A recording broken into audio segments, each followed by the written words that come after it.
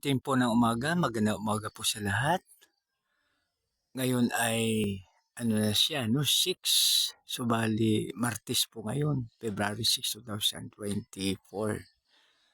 Ito po mga kaibigan dito sa Abra, makita pa natin ang buwan.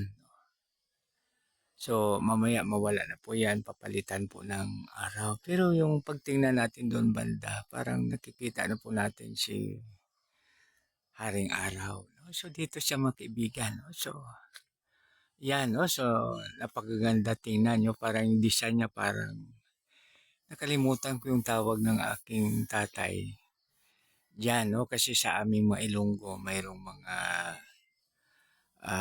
kuwan siya, iba yung term 'no, pero sa English ewan ko kung ano ito ang tawag sa English.